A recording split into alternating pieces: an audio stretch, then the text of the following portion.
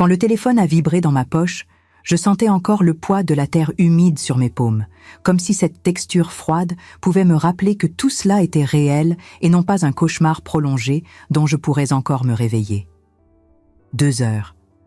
Seulement 2 heures depuis que j'avais enterré mon fils cadet, et le monde semblait déjà exiger que je continue à respirer, à marcher, à faire semblant que quelque chose en moi n'était pas mort avec lui dans cette tombe ouverte au cimetière de Loyasse.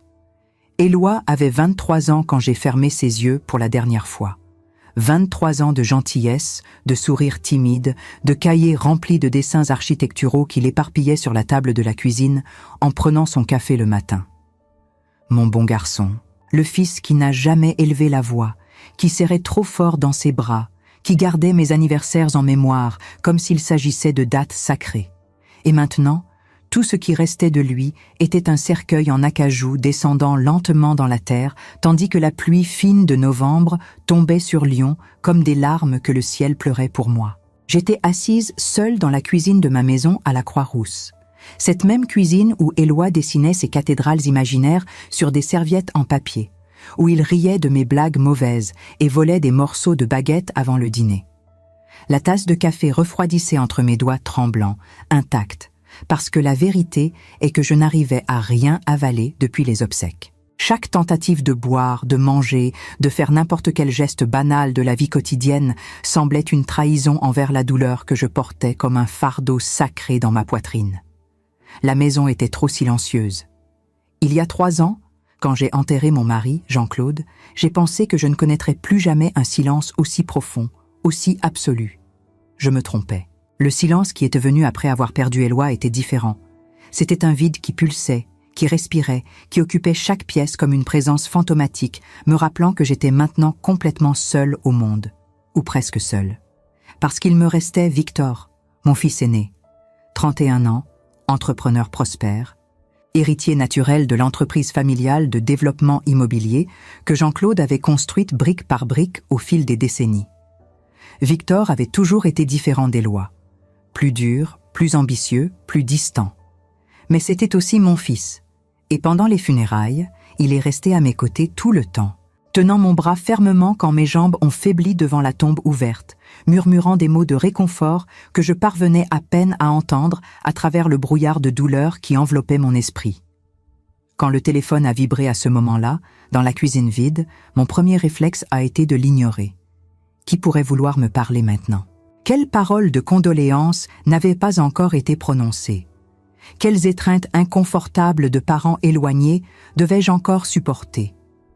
Mais quelque chose dans la persistance de cette vibration m'a fait prendre l'appareil avec des doigts réticents.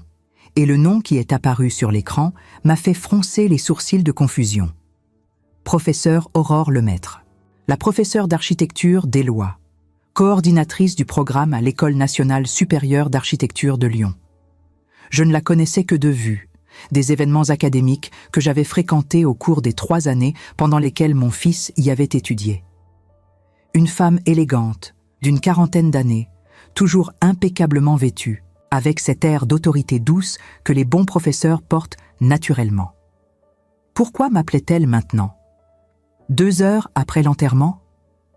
J'ai répondu d'une voix étranglée, m'attendant peut-être à un message posthume de condoléances, à quelques communications formelles de l'école concernant des hommages ou des bourses en mémoire d'Éloi.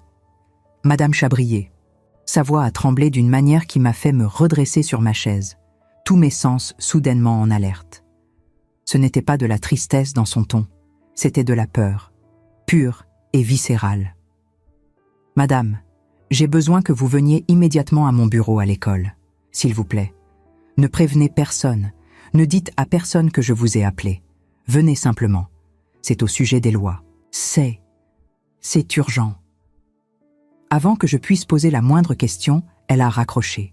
Je suis restée là, le téléphone toujours pressé contre mon oreille, essayant de traiter ces mots précipités, ce ton d'urgence désespéré. Mon cœur, qui était engourdi depuis des heures, a commencé à battre plus vite. Qu'est-ce qui pouvait être si urgent concernant mon fils mort qu'il fallait le dire en secret, sans prévenir personne, seulement 2 heures après l'avoir enterré? Une partie de moi voulait ignorer cela, voulait simplement continuer à rester assise dans cette cuisine vide, sombrant de plus en plus profondément dans l'obscurité du deuil. Mais il y avait quelque chose dans la voix de la professeure Lemaître qui me dérangeait profondément. Cette peur, cette urgence, comme si elle était en danger, comme si Éloi, même mort, gardait encore des secrets qui devaient être révélés. Je me suis levée lentement, prenant mon manteau de laine gris qui était accroché à la chaise. Mes mains tremblaient, tandis que je l'enfilais. Et pendant un instant, je me suis vue reflétée dans le miroir du couloir.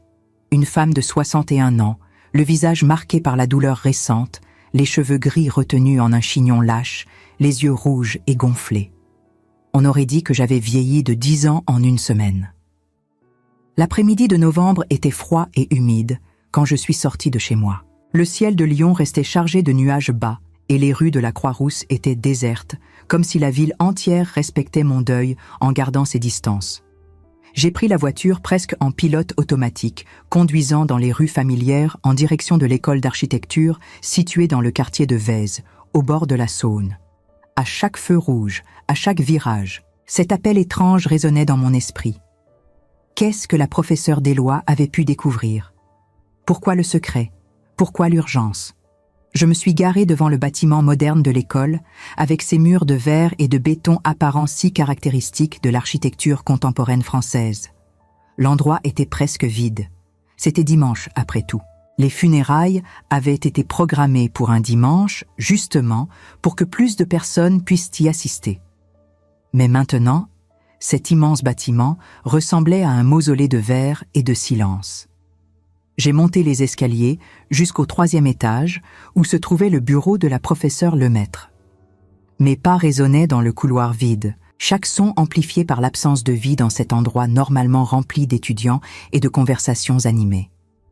Quand je me suis approchée de la porte du bureau, j'ai entendu des voix fortes, agressives. Je me suis arrêtée immédiatement, mon cœur s'emballant dans ma poitrine. Un homme criait là-dedans. Un homme dont je reconnaissais la voix aussi bien que la mienne. Victor. Mon fils aîné était à l'intérieur de ce bureau et il était furieux. Je me suis approchée lentement, chaque pas calculé pour ne pas faire de bruit, jusqu'à réussir à regarder par l'entrebâillement de la porte qui était légèrement ouverte. Ce que j'ai vu m'a fait oublier comment respirer.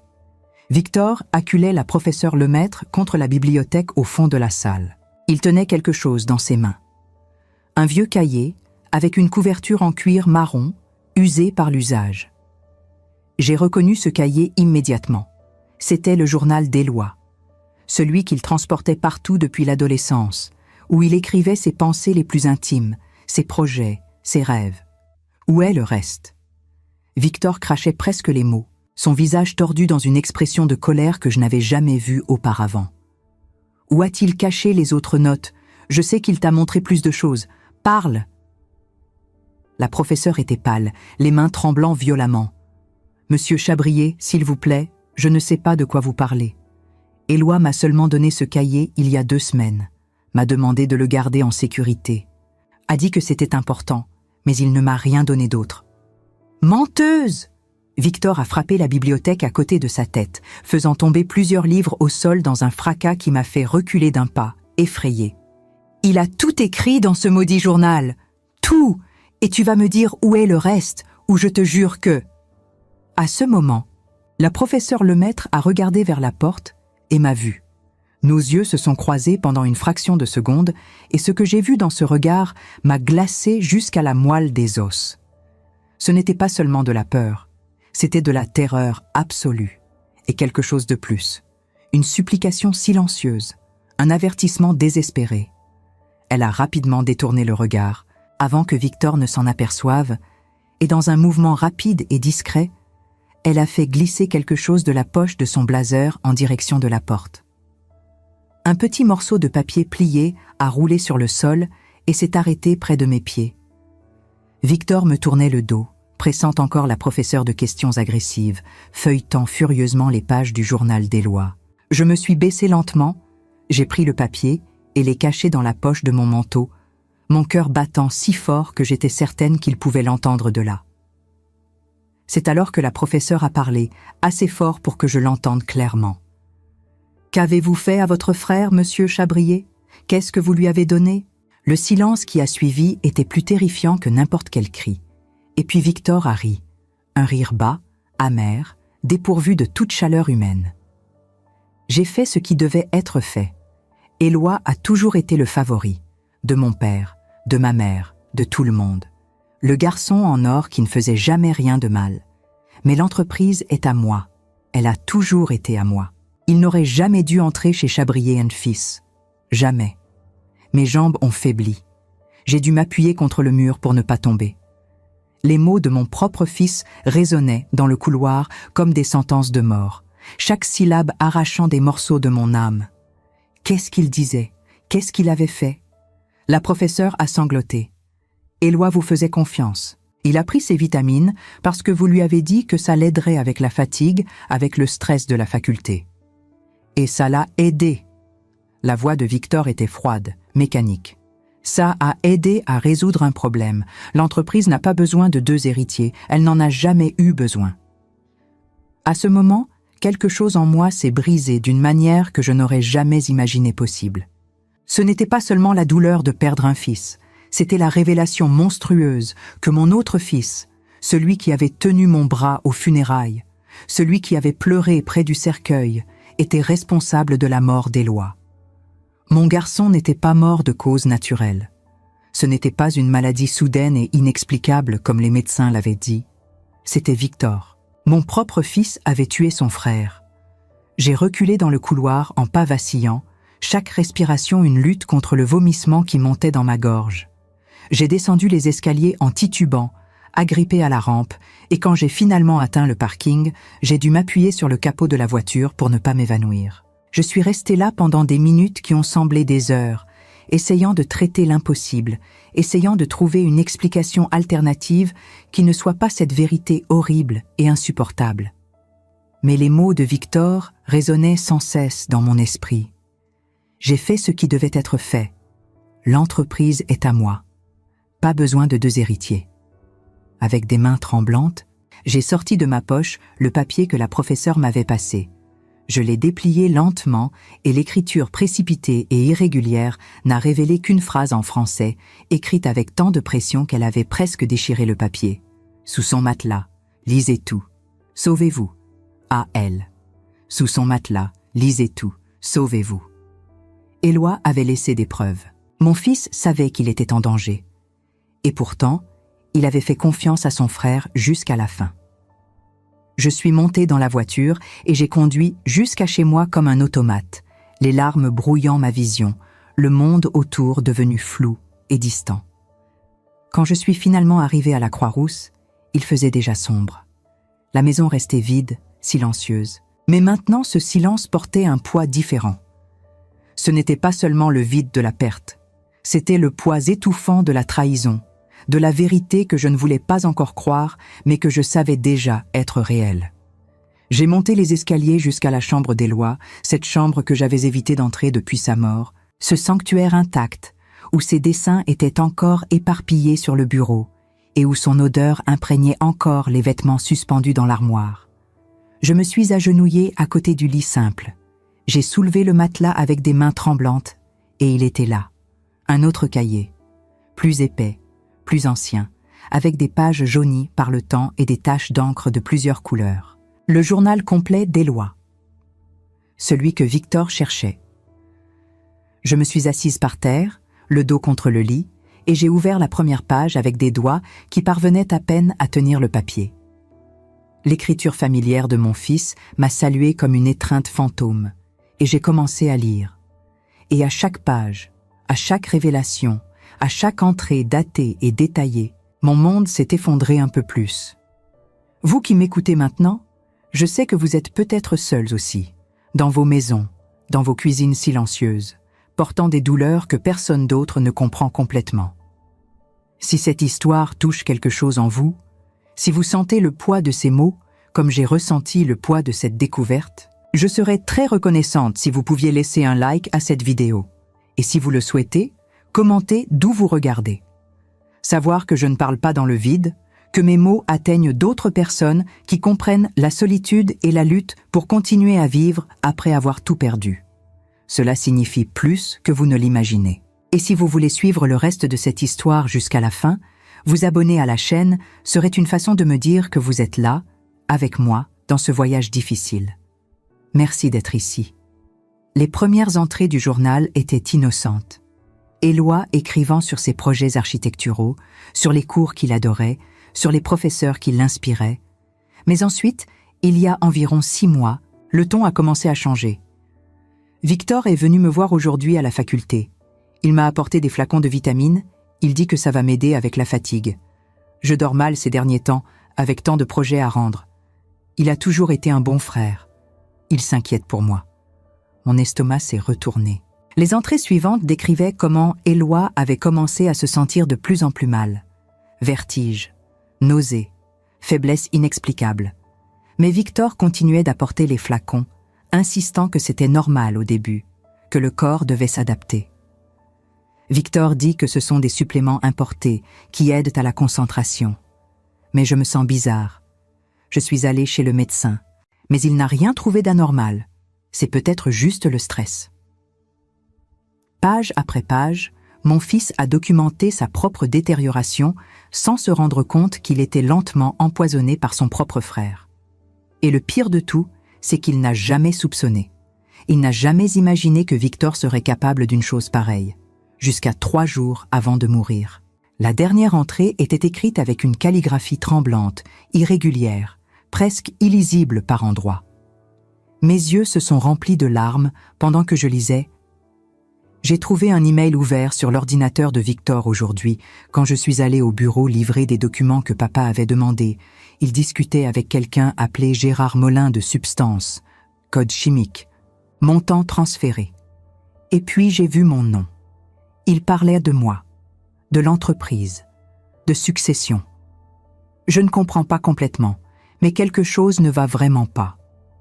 J'ai peur de demander. J'ai peur que mon soupçon soit vrai. Victor ne serait pas capable, n'est-ce pas? C'est mon frère. Il m'aime. Ça ne peut pas être ce que je pense. Ça ne peut pas. Les derniers mots étaient tachés, bavés, comme si Éloi avait pleuré en écrivant. J'ai fermé le cahier et je l'ai serré contre ma poitrine, sanglotant si fort que tout mon corps tremblait.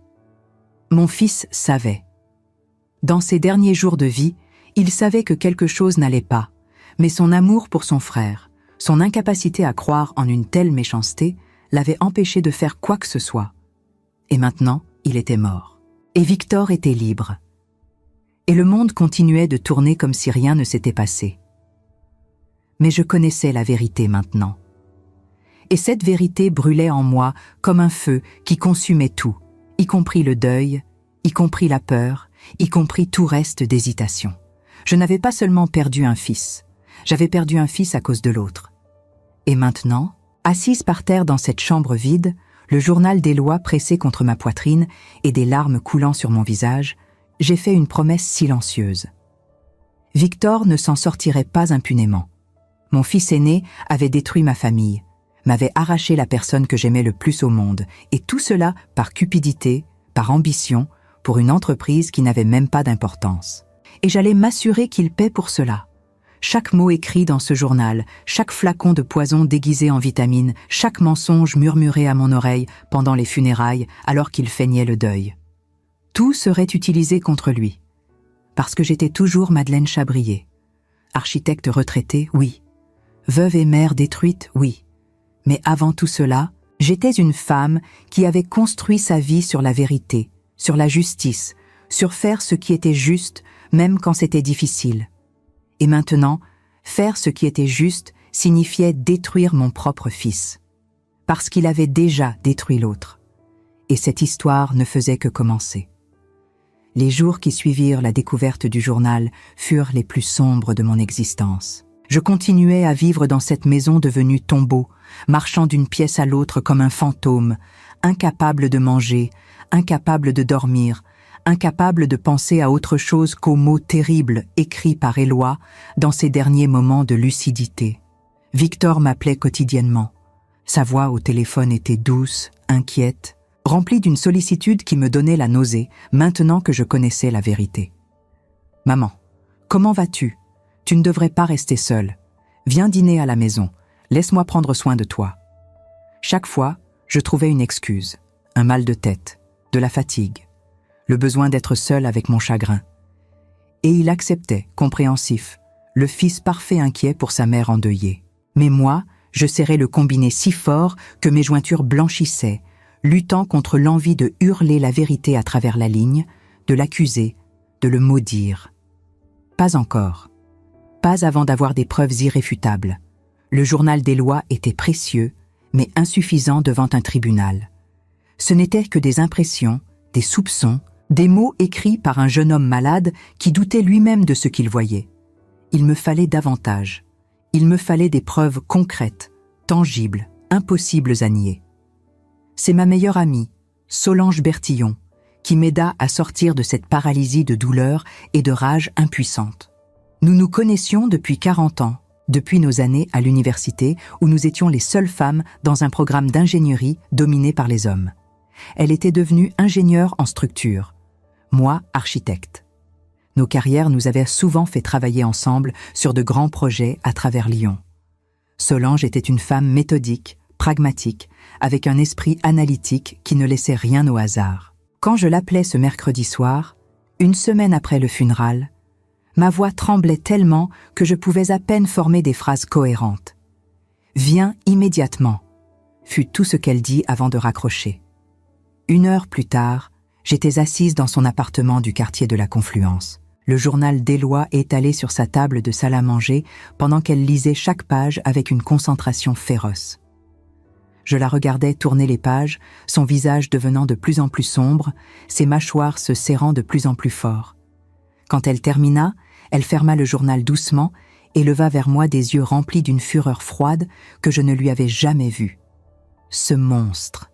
Sa voix était à peine un murmure. Ce monstre a tué ton fils. Je sais. Les mots sortirent de ma gorge comme des éclats de verre. Mais comment le prouver? Comment faire condamner mon propre fils sans preuve concrète?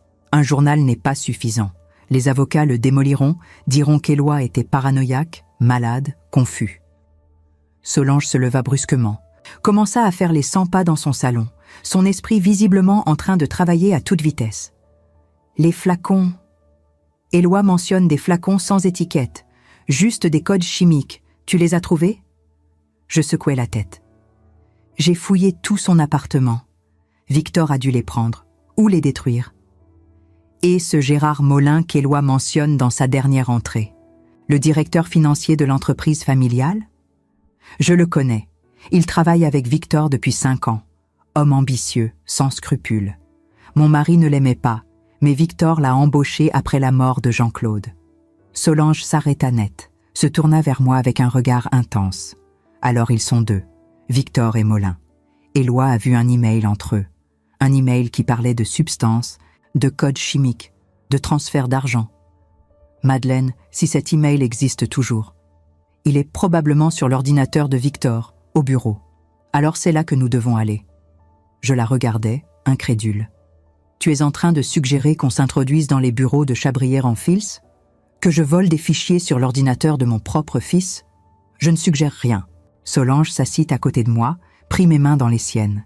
Je te dis que si tu veux que justice soit faite, si tu veux que le sacrifice d'Éloi ne soit pas vain, tu dois être prête à faire des choses difficiles, des choses qui te répugneront. Parce que Victor ne va pas se confesser spontanément. Les hommes comme lui ne le font jamais. Elle avait raison. Je le savais au plus profond de mon âme brisée. Victor était méticuleux, calculateur. S'il avait réussi à empoisonner son frère pendant des mois sans éveiller le moindre soupçon, c'est parce qu'il était intelligent, prudent et absolument dépourvu de conscience. D'accord. Ma voix était plus ferme maintenant, nourrie par une détermination nouvelle. Comment fait-on?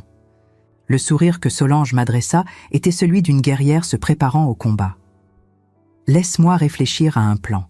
En attendant, tu dois continuer à jouer la mère effondrée. Ne laisse surtout pas Victor soupçonner que tu sais quoi que ce soit. Continue à accepter ses appels, ses visites. Sois la veuve fragile et brisée qu'il s'attend à voir. Les jours suivants furent une torture d'un genre nouveau. Je dus accepter que Victor vienne dîner chez moi, le regarder s'asseoir à la table familiale, où Éloi s'asseyait encore il y a quelques semaines, écouter ses anecdotes sur l'entreprise avec un sourire forcé alors que chaque fibre de mon être hurlait de rage et de dégoût. Il était si convaincant dans son rôle de fils attentionné. Il m'apportait des plats préparés, sachant que je ne cuisinais plus. Il me parlait de créer une bourse d'études en mémoire d'Éloi. Il évoquait même l'idée de renommer un des projets de développement de l'entreprise en l'honneur de son frère. Chaque mot était un poignard, chaque geste de tendresse était une gifle. Mais je souriais, j'acquiesçais, je le remerciais de sa sollicitude. Pendant ce temps, Solange travaillait sur notre plan d'intrusion. Elle découvrit que les bureaux de Chabrier & Fils, situés dans un immeuble moderne du quartier de la Part-Dieu, utilisaient un système de sécurité que sa propre entreprise d'ingénierie avait contribué à installer 3 ans auparavant. Elle connaissait les failles, les angles morts des caméras, les horaires de passage des gardiens. « Samedi soir », m'annonça-t-elle lors d'une de nos rencontres secrètes dans un café discret du Vieux-Lyon.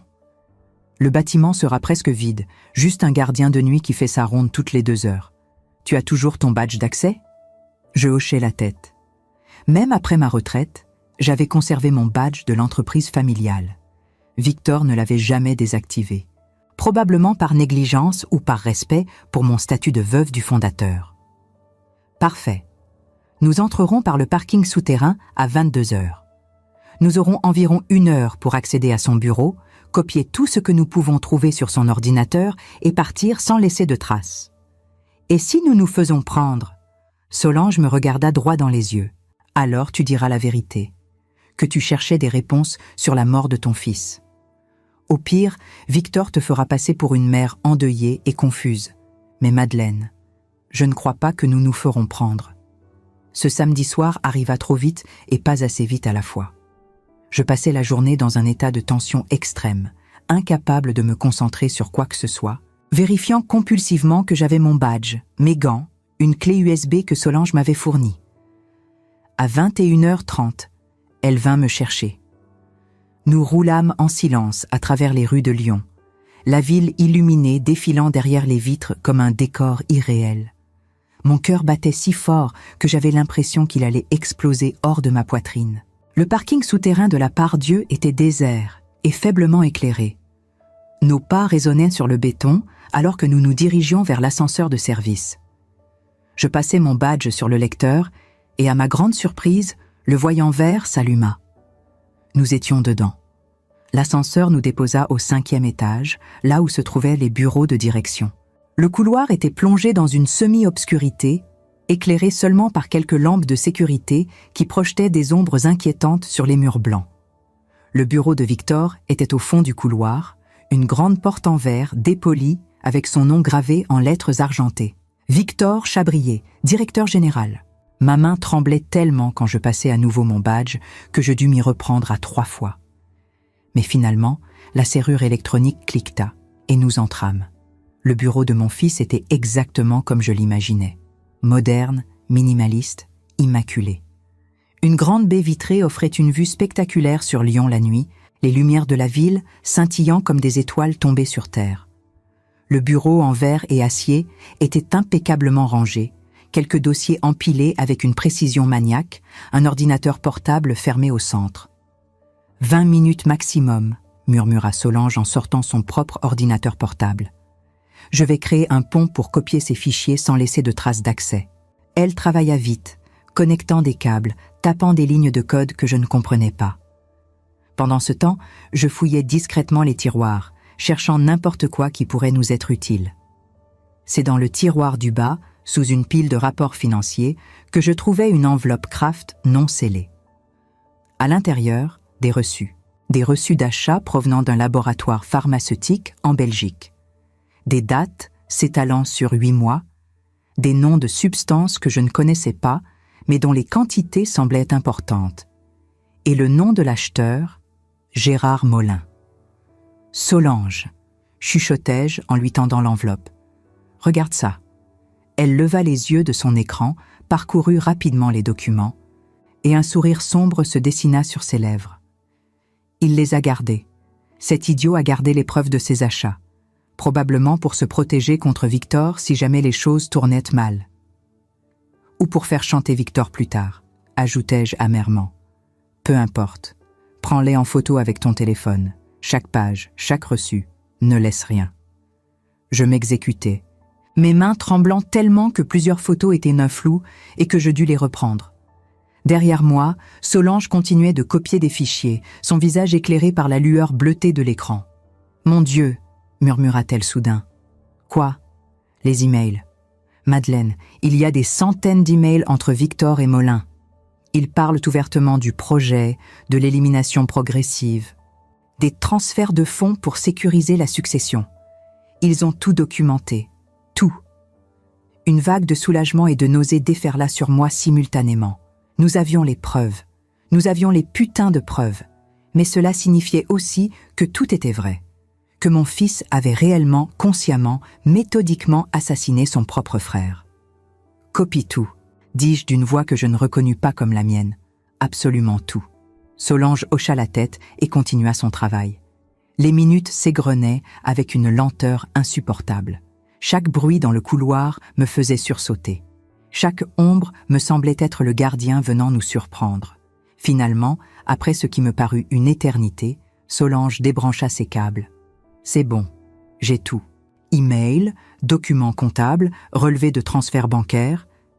Assez pour l'envoyer en prison pour le reste de sa vie. » Nous remîmes tout en place méticuleusement, nous assurant que rien ne trahisse notre passage. Le bureau devait paraître exactement comme nous l'avions trouvé. Victor ne devait rien soupçonner. Le trajet retour fut silencieux. Solange conduisait, concentrée, tandis que je fixais les lumières de Lyon défilant par la fenêtre, l'enveloppe de reçus serrée contre ma poitrine comme un trésor sacré. Nous avions les preuves. Mais que faire maintenant ?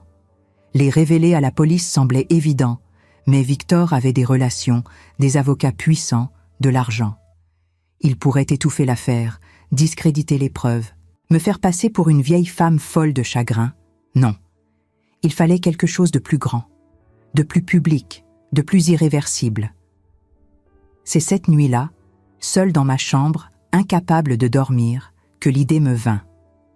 Le gala annuel de Chabrier & Fils, l'événement le plus important de l'année pour l'entreprise. Plus de 400 invités, clients, partenaires, investisseurs, journalistes. Tout le gratin de l'immobilier lyonnais réuni dans le grand salon de l'Hôtel-Dieu. Et Victor devait prononcer le discours d'ouverture, comme chaque année, comme le nouveau maître incontesté de l'Empire Chabrier. Sauf que cette année, son discours serait interrompu. Par moi, par la vérité, par la justice, pour Éloi. Les 3 semaines qui séparaient notre intrusion nocturne du gala annuel furent consacrées à une préparation minutieuse. Solange et moi travaillions chaque jour sur notre plan, peaufinant chaque détail, anticipant chaque obstacle, nous assurant que rien ne pourrait mal tourner. Nous savions que nous n'aurions qu'une seule chance, une seule opportunité de révéler la vérité devant témoins, devant les caméras, devant un public si nombreux et si influent que Victor ne pourrait jamais enterrer l'affaire ensuite. Solange s'occupa de l'aspect technique. Elle créa une présentation vidéo dévastatrice. Des scans des pages du journal d'Éloi, des captures d'écran des emails entre Victor et Molin, des photos des reçus d'achat de substances toxiques, le tout organisé chronologiquement pour raconter l'histoire complète de l'empoisonnement. « Il faut que ce soit irréfutable », disait-elle en travaillant sur son ordinateur jusque tard dans la nuit. « Il faut que même ses meilleurs avocats ne puissent rien nier face à l'évidence. » Pendant ce temps, je m'occupais de l'aspect logistique. Comment accéder aux commandes du système de projection du grand salon? Comment m'assurer que Victor ne pourrait pas m'arrêter avant que tout soit révélé? Comment garantir que la police serait sur place pour procéder immédiatement à son arrestation? C'est là que la professeure Lemaître revint dans ma vie. Je l'appelai un mardi matin, demandant à la rencontrer dans un café discret. Elle arriva pâle et nerveuse, jetant des regards inquiets autour d'elle, comme si elle craignait d'être suivie. « Madame Chabrier, je suis désolée. Je n'aurais jamais dû vous appeler ce jour-là. J'ai mis votre vie en danger. »« Vous m'avez sauvé la vie, » la coupai-je doucement. « Vous m'avez donné les moyens de découvrir la vérité. Grâce à vous, je sais maintenant ce qui est arrivé à mon fils. » Ses yeux se remplirent de larmes. Éloi était un étudiant extraordinaire, brillant, sensible, créatif. Quand il m'a donné ce journal il y a 3 semaines, j'ai su que quelque chose n'allait pas. Il m'a fait promettre de le garder en sécurité, de ne le montrer à personne sauf s'il lui arrivait quelque chose. Il savait, murmurai-je. Au fond de lui, il savait. Nous restâmes silencieuses un moment, unies dans notre chagrin pour ce jeune homme trop bon, trop confiant. « Professeur Lemaître, j'ai besoin de votre aide. Pas pour moi, pour Éloi, pour que sa mort ne reste pas impunie. » Elle se redressa, essuyant ses larmes. « Dites-moi ce que je peux faire. » Je lui expliquai mon plan pour le gala, la révélation publique, l'impossibilité pour Victor d'échapper à la justice face à autant de témoins. « Mais il me faut quelqu'un à l'intérieur, » conclus-je. Quelqu'un qui puisse me faire entrer dans la régie technique du grand salon avant le début de l'événement. Quelqu'un que Victor ne soupçonnera pas. Aurore Lemaître réfléchit un moment, puis hocha la tête. J'ai un ancien étudiant qui travaille maintenant comme ingénieur audiovisuel. Il s'occupe souvent des événements d'entreprise à l'Hôtel-Dieu. Je peux le contacter, lui expliquer la situation. Si c'est pour honorer la mémoire d'Éloi, je suis certaine qu'il acceptera de vous aider. C'est ainsi que, 2 jours plus tard, je rencontrai Thomas Mercier, un jeune homme d'une trentaine d'années au regard intelligent et déterminé. Quand Aurore lui raconta l'histoire d'Éloi, son empoisonnement, la trahison de Victor, je vis la colère transformer ses traits. « Éloi était dans ma promotion il y a 3 ans, dit-il d'une voix tendue. On travaillait ensemble sur des projets. C'était quelqu'un de bien, de vraiment bien. Il accepta sans hésitation de nous aider. Le soir du gala, il nous ferait entrer par une porte de service, nous conduirait à la régie technique et nous donnerait accès aux commandes de projection pendant que lui assurerait que personne ne nous interrompe. Les pièces du puzzle se mettaient en place. J'informais également la commissaire divisionnaire Claire Moreau de la police judiciaire de Lyon. Je la connaissais depuis des années. Nos maris avaient été amis avant leurs morts respectives. Je savais qu'elle était intègre, incorruptible, et qu'elle ne laisserait pas l'argent ou l'influence de Victor entraver la justice. Quand je lui montrais les preuves que nous avions rassemblées, le journal, les emails, les reçus, les enregistrements que j'avais réussi à obtenir grâce à un micro caché dans le bureau de Victor lors d'une de ses visites chez moi, son visage devint dur comme la pierre. « Mon Dieu, Madeleine, ton propre fils ?»« Ce n'est plus mon fils, » répondis-je avec une froideur qui me surprit moi-même. « C'est un meurtrier, et je veux qu'il paie. » Claire hocha la tête. « Le gala a lieu samedi prochain. Nous serons là. Discret d'abord, pour ne pas l'alerter. Mais dès que tu auras révélé les preuves publiquement, nous interviendrons immédiatement pour l'arrêter. Lui et son complice Molin. » Le soir du gala arriva plus vite que je ne l'aurais cru possible. Je me préparais avec un soin méticuleux, choisissant une robe noire élégante, appropriée pour une veuve en deuil, mais suffisamment sobre pour ne pas attirer l'attention.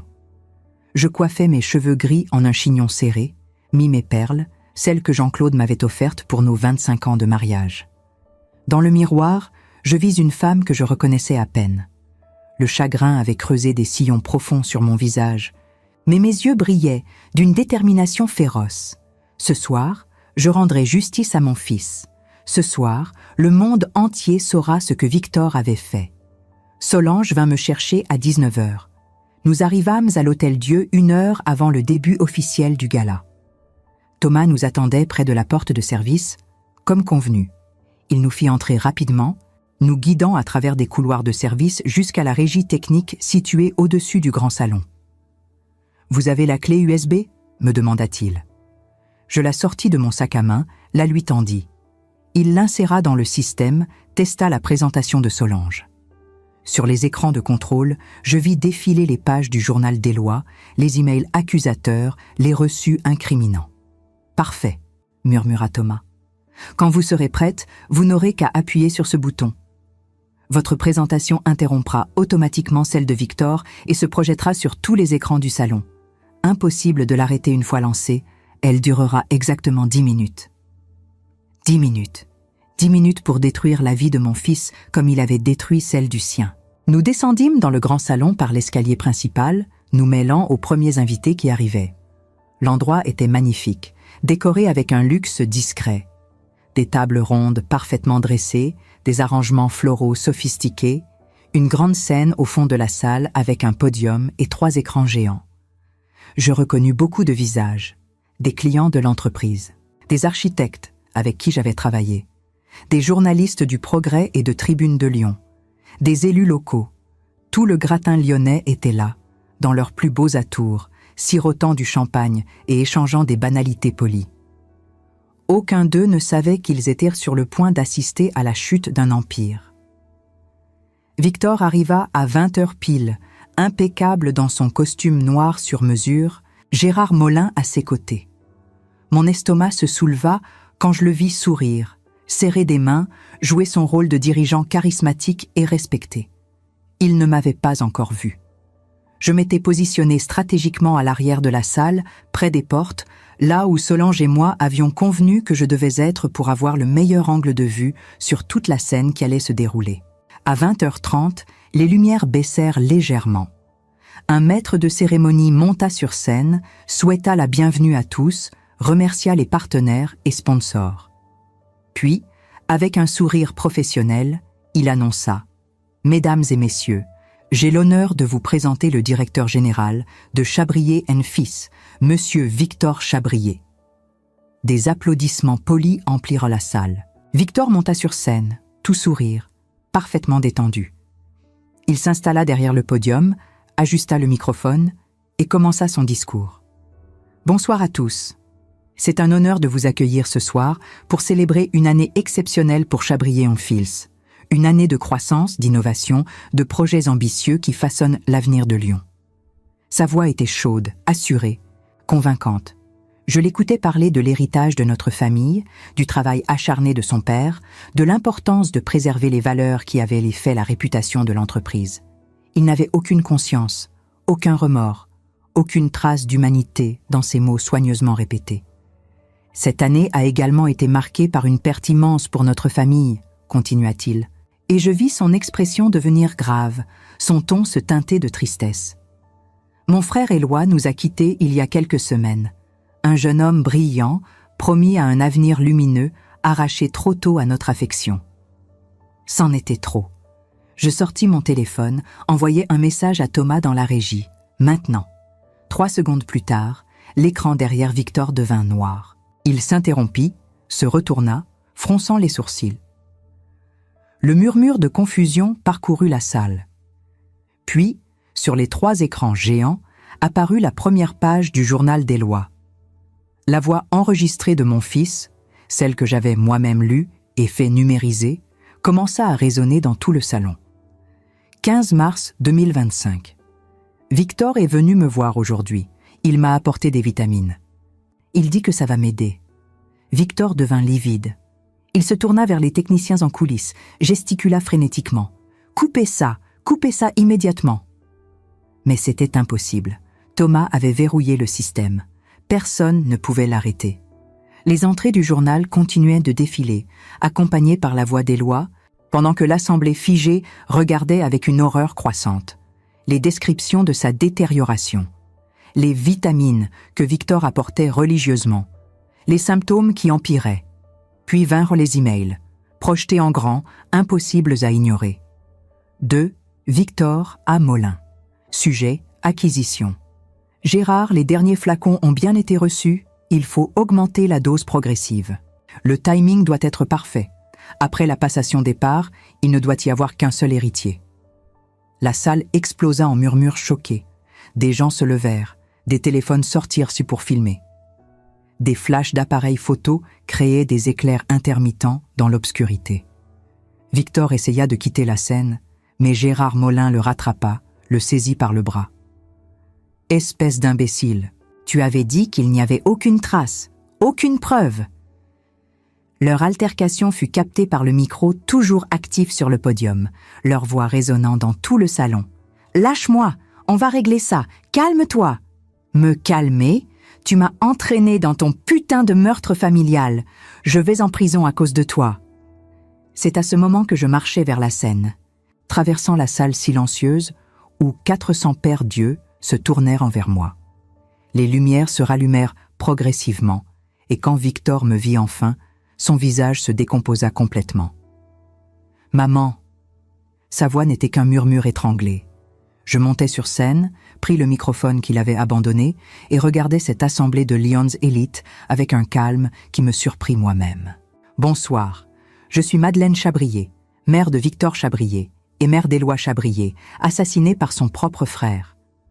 Ma voix était claire, ferme, portée par une douleur qui s'était transformée en quelque chose de plus fort que la rage, en détermination pure. Ce que vous venez de voir n'est qu'un aperçu. J'ai en ma possession le journal complet de mon fils, documentant mois après mois comment Victor l'a empoisonné lentement. J'ai les emails entre Victor et Gérard Molin planifiant le meurtre. J'ai les reçus d'achat de substances toxiques. J'ai des enregistrements audio où Victor avoue avoir tué Éloi parce qu'il considérait que la succession de l'entreprise lui revenait à lui seul. Des sanglots éclatèrent dans la salle. Des exclamations d'horreur et de dégoût. Victor Chabrier a assassiné mon fils de 23 ans pour de l'argent, pour du pouvoir, pour une entreprise. Ma voix se brisa légèrement. Éloi était gentil, il était bon, il faisait confiance à son grand frère. Et cette confiance l'a tué. Je me tournai vers Victor, qui était figé sur place, son visage déformé par quelque chose entre la panique et la rage impuissante. Tu m'as regardé dans les yeux au funéral. Tu as pleuré sur le cercueil de ton frère. Tu m'as tenu la main pendant qu'il descendait, le corps dans la terre. Et tout ce temps, tu savais que c'était toi, que tu l'avais tué. Maman, écoute-moi, ce n'est pas... Il fit un pas vers moi. Ne m'appelle plus jamais comme ça. Ma voix était coupante comme du verre brisé. Tu n'es plus mon fils. Les monstres n'ont pas de mère. C'est à ce moment que la commissaire Moreau et 6 officiers de la police judiciaire entrèrent dans le salon, se frayant un chemin à travers la foule stupéfaite. Victor Chabrier, Gérard Molin, vous êtes en état d'arrestation pour homicide volontaire avec préméditation, annonça Claire d'une voix forte et claire qui résonna dans le silence absolu de la salle. Vous avez le droit de garder le silence. Victor essaya de s'enfuir. Il bouscula Molin, sauta du bord de la Seine, courut vers une sortie latérale. Mais les portes étaient bloquées par d'autres policiers. Il était pris au piège. « C'est elle !» hurla-t-il soudain, se retournant vers moi avec une expression de haine pure. « C'est ma mère qui a tout inventé. Elle est folle de chagrin, elle ne sait plus ce qu'elle dit. Éloi est mort d'une maladie, les médecins l'ont dit. » Les médecins qui n'ont jamais eu accès aux vraies analyses, rétorqua calmement la commissaire Moreau. Nous avons fait exhumer le corps ce matin, monsieur Chabrier. Les analyses toxicologiques approfondies ont révélé des concentrations massives de thallium et d'arsenic dans ces tissus. Des substances que votre complice Molin a achetées en Belgique sur une période de 8 mois, comme le prouvent les reçus que votre mère a trouvés dans votre bureau. Victor s'effondra, littéralement. Ses jambes cédèrent sous lui et il tomba à genoux sur le sol du grand salon, devant 400 témoins, devant les caméras qui avaient tout filmé, devant moi qui le regardais avec un mélange de dégoût et de vide émotionnel. Gérard Molin, comprenant que tout était fini, commença à parler frénétiquement. « C'était son idée. Tout était l'idée de Victor. Il m'a forcé à l'aider. Il m'a menacé de me renvoyer si je refusais. Je n'ai fait qu'obéir. Je ne voulais pas. Ferme ta gueule !» Victor se releva d'un bond, se jeta sur Molin. Les 2 hommes s'empoignèrent violemment avant que les policiers ne les séparent et ne les menottent. Tout le salon était en état de choc. Des femmes pleuraient, des hommes filmaient la scène avec leur téléphone. Des journalistes prenaient des notes frénétiquement. C'était le scandale du siècle à Lyon. Le fils d'une famille respectée, héritier d'un empire immobilier, révélé comme fratricide devant le gratin de la ville. Alors qu'on les emmenait, Victor se retourna une dernière fois vers moi, et dans ses yeux, je ne vis aucun remords, aucun regret, juste de la rage d'avoir été découvert, de la rage d'avoir perdu, pas de la rage d'avoir tué son frère. Cela, il ne le regrettait toujours pas. Et c'est à ce moment que je sus avec une certitude absolue que j'avais fait le bon choix, qu'Éloi méritait cette justice, qu'aucune considération familiale, aucun lien du sang, aucune pitié mal placée ne devait protéger un monstre du châtiment qu'il méritait. Le procès eut lieu 6 mois plus tard, au tribunal judiciaire de Lyon. 6 mois pendant lesquels toute la ville ne parla que de l'affaire Chabrier. Les journaux titraient « Le Caïn de Lyon »,« Fratricide pour un empire »,« Quand l'ambition tue ». Je témoignais, bien sûr. Pendant 3 heures, face au tribunal, Face à Victor qui me regardait avec des yeux vides, je racontais tout. La découverte du journal, l'épreuve, la révélation au gala. La voix d'Éloi lisant ses propres mots d'outre-tombe avait été diffusée comme pièce à conviction, et plusieurs jurés avaient pleuré en l'écoutant. Les avocats de Victor essayèrent tout. Ils arguèrent la folie temporaire. Ils suggérèrent que j'avais manipulé les preuves. Ils insinuèrent qu'Éloi était paranoïaque et que son journal n'était que fantasme. Mais les analyses toxicologiques étaient irréfutables. Les emails étaient authentifiés. Les reçus étaient tracés.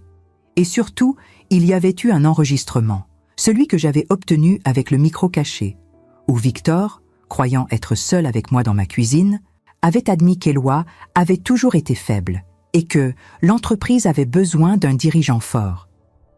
Gérard Molin, dans une tentative désespérée de réduire sa peine, témoigna contre Victor. Il révéla tout. Comment Victor l'avait approché il y a 1 an avec son plan. Comment ils avaient recherché des poisons indétectables. Comment Victor dosait méticuleusement les flacons qu'il donnait à son frère sous couvert de suppléments de santé. Le verdict tomba un jeudi de juin, sous un ciel d'été éclatant qui semblait cruellement inapproprié pour un tel moment. Coupable d'homicide volontaire avec préméditation. Circonstances aggravantes, fratricide, empoisonnement, abus de confiance.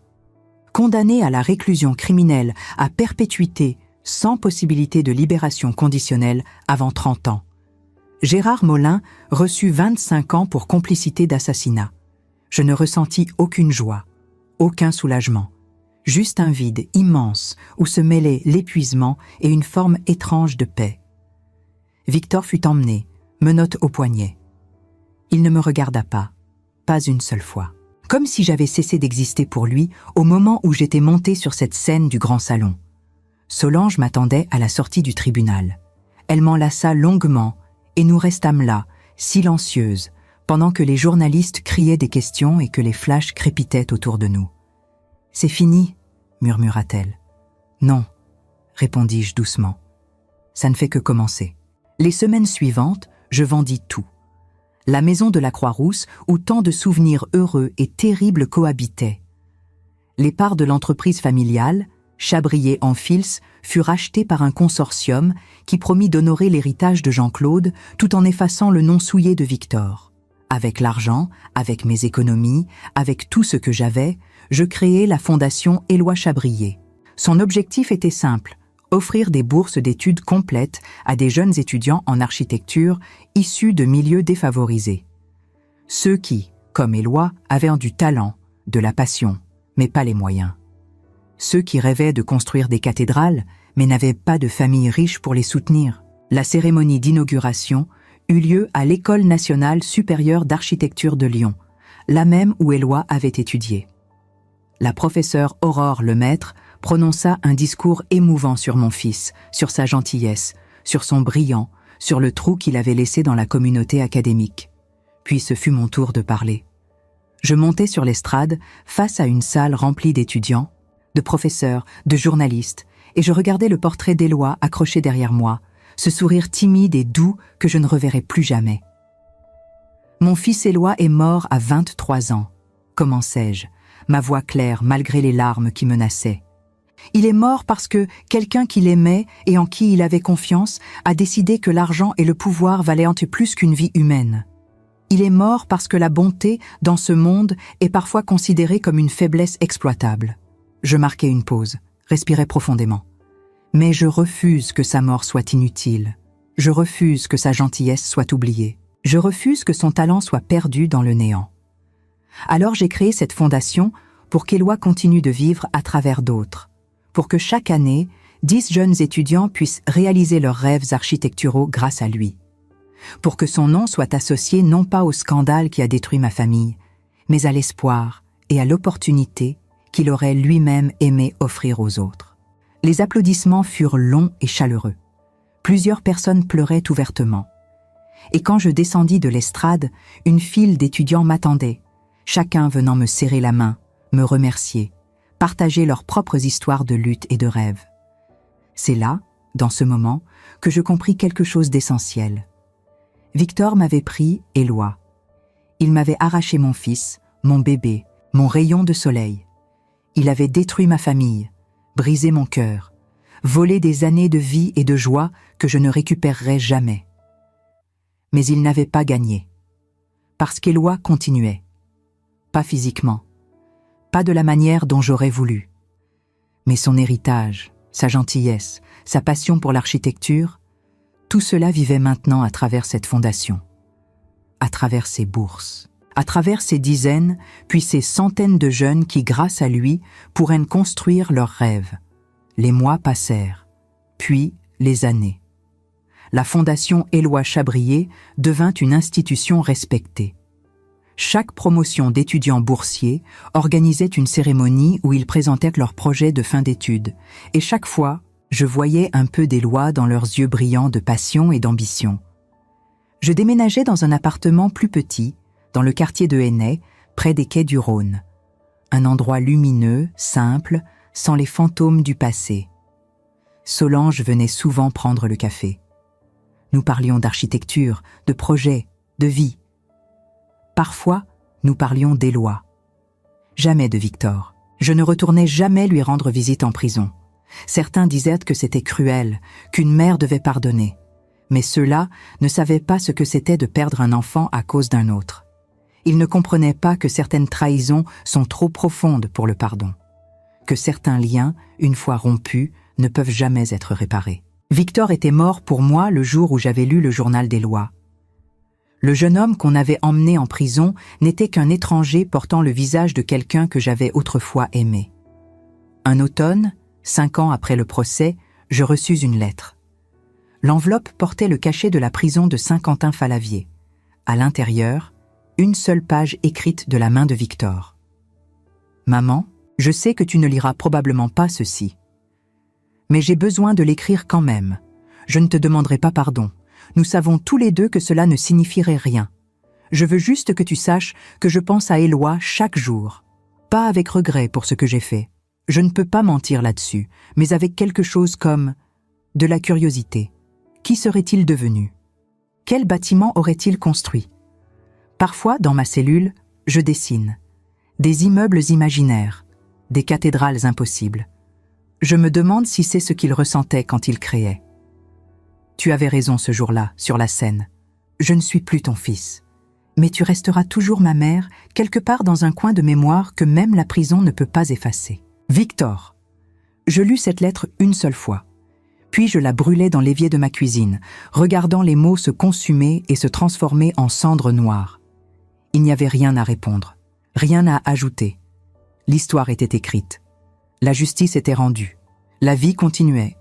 Et Éloi, mon doux Éloi, vivait maintenant dans chaque ligne dessinée par un étudiant boursier, dans chaque bâtiment qu'il concevrait un jour, dans chaque rêve qu'il réaliserait grâce à la fondation portant son nom. C'était ma vengeance finale contre Victor, non pas la prison, aussi méritée soit-elle, mais le fait que le nom d'Éloi Chabrier serait célébré pendant des générations comme symbole d'espoir et de talent, tandis que celui de Victor Chabrier resterait à jamais synonyme de trahison et de monstruosité. Un soir de printemps, 10 ans jour pour jour après le funéral d'Éloi, je retournai au cimetière de Loyasse. Sa tombe était simple mais bien entretenue. Je venais régulièrement y déposer des fleurs, parler avec lui raconter les réussites de ses étudiants. Je m'assis sur le banc de pierre à côté de sa sépulture, regardant le soleil se coucher sur Lyon, cette ville que nous avions tous les deux tant aimée. « Tu sais, mon chéri, murmurai-je au vent qui portait mes paroles, ta fondation vient de célébrer son 100e boursier, une jeune fille brillante de Vaux-en-Velin qui veut construire des logements sociaux dignes. Elle me fait penser à toi, cette même détermination tranquille, cette même bonté fondamentale. » Une larme roula sur ma joue, mais ce n'était plus de la douleur pure, c'était quelque chose de plus complexe, un mélange de chagrin et de fierté, de perte et de continuation. Je ne t'ai pas ramené, je ne pouvais pas. Mais j'ai fait en sorte que tu ne partes jamais vraiment, que ta lumière continue de briller à travers d'autres. C'est tout ce qu'une mère brisée pouvait faire. Le vent soupira dans les arbres du cimetière, portant le parfum des fleurs printanières. Et pour la première fois depuis cette terrible journée où j'avais enterré mon fils, je ressentis quelque chose qui ressemblait à de la paix. pas du bonheur. Je ne connaîtrai plus jamais le bonheur comme avant, mais une acceptation, une compréhension que la vie, aussi cruelle et injuste soit-elle, continue, et que nous avons le choix de laisser le mal nous détruire ou de le transformer en quelque chose de bon. J'avais choisi la transformation. Éloi avait été volée au monde par la cupidité et la trahison. Mais à travers ma douleur, à travers ma lutte pour la justice, à travers cette fondation construite sur les cendres de notre famille détruite, il toucherait plus de vie qu'il n'aurait jamais pu le faire de son vivant. C'était ma victoire. Pas contre Victor, lui n'importait plus, mais contre la mort elle-même, contre l'oubli, contre l'idée que le mal puisse avoir le dernier mot, parce qu'au final, l'amour d'une mère est plus fort que tout, plus fort que la trahison, plus fort que la prison, plus fort même que la mort. Et cet amour, transformé en action, en justice, en héritage, était le plus beau monument que je pouvais ériger à la mémoire de mon fils.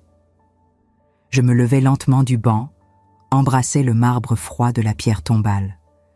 Je t'aime, mon bébé, et je continuerai de me battre pour que ton nom signifie toujours espoir et bonté. Toujours.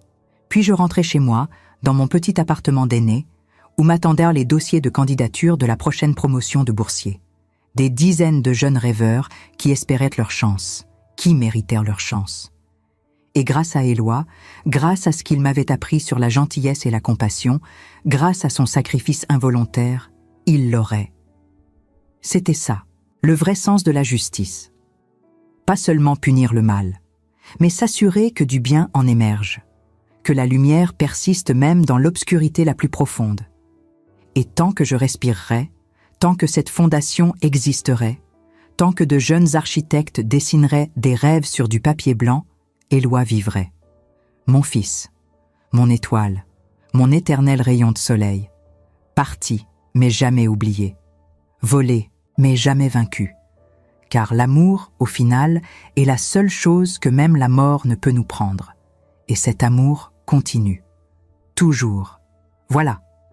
Vous venez d'entendre mon histoire, pas celle d'un film, pas celle d'un roman inventé pour divertir. La mienne, celle d'une mère qui a dû choisir entre le sang et la justice, entre l'amour maternel et la vérité qui brûlait comme du feu dans sa poitrine. Et maintenant, je me tourne vers vous et je vous pose cette question qui me hante encore certaines nuits. Auriez-vous fait le même choix? Si c'était votre fils, votre fille, votre propre chair qui avait commis l'impardonnable, auriez-vous eu la force de le livrer à la justice ou auriez-vous fermé les yeux pour protéger ce lien sacré qui unit une mère à son enfant? Je sais que beaucoup d'entre vous ont vécu des trahisons. Peut-être pas aussi extrêmes que la mienne, mais tout aussi déchirantes. Des enfants qui vous ont tourné le dos. Des êtres chers qui ont choisi l'argent plutôt que l'amour. Des secrets de famille qui ont explosé comme des bombes et détruit ce que vous pensiez être indestructible. Nous portons tous des cicatrices invisibles, n'est-ce pas? Des douleurs que personne ne voit, mais qui pèsent sur nos épaules chaque jour. Et c'est justement pour cela que j'ai besoin de vous entendre aujourd'hui. Laissez-moi un commentaire. Dites-moi ce que vous avez ressenti en écoutant mon récit. Partagez votre propre histoire si vous en avez le courage, ou simplement quelques mots pour me dire d'où vous m'écoutez en ce moment. De quel coin du monde? De quelle ville? De quelle petite maison silencieuse ou de quel appartement rempli de souvenirs? Parce que savoir que nous ne sommes pas seuls dans nos combats, que d'autres âmes comprennent cette solitude particulière qui vient après la perte et la trahison. C'est ce qui nous permet de continuer à avancer, même quand chaque pas semble impossible. Peut-être que vous aussi, vous avez dû faire un choix difficile. Peut-être que vous aussi, vous avez dû sacrifier quelque chose de précieux pour défendre ce qui était juste. Ou peut-être que vous portez encore le poids d'une décision que vous n'avez pas osé prendre et que mon histoire a réveillé quelque chose en vous. Quoi qu'il en soit, je veux l'entendre, parce que vos voix, vos expériences, vos réflexions, elles donnent un sens à ce que j'ai traversé. Elles transforment ma douleur individuelle en quelque chose de plus grand, en une conversation collective sur la justice, le pardon et les limites de l'amour maternel. Si cette histoire vous a touché, si elle a fait vibrer quelque chose au fond de votre cœur, je vous demande un geste simple, mais qui a une importance immense pour moi. Abonnez-vous à cette chaîne. Non pas pour moi en tant que personne, mais pour que ces récits continuent d'exister, pour que d'autres femmes comme nous puissent trouver un espace où leurs histoires sont entendues, où leurs douleurs sont validées, où elles ne se sentent pas jugées pour les choix impossibles que la vie les a forcées à faire. Chaque abonnement est une main tendue dans l'obscurité. Un « je comprends » murmuré à travers l'écran. Je ne sais pas ce que demain me réserve. Je ne sais pas si la paix que j'ai trouvée à travers la Fondation Éloi sera suffisante pour combler le vide que Victor a creusé dans ma vie. Mais ce que je sais, c'est que tant que je respire, tant que des personnes comme vous m'écoutent et me répondent, je ne suis pas seule. Et vous non plus, vous n'êtes pas seule. Nous sommes une communauté de survivantes, de femmes fortes qui ont regardé la tempête dans les yeux et qui ont choisi de rester debout, malgré tout. Alors, s'il vous plaît, prenez un moment. Respirez profondément.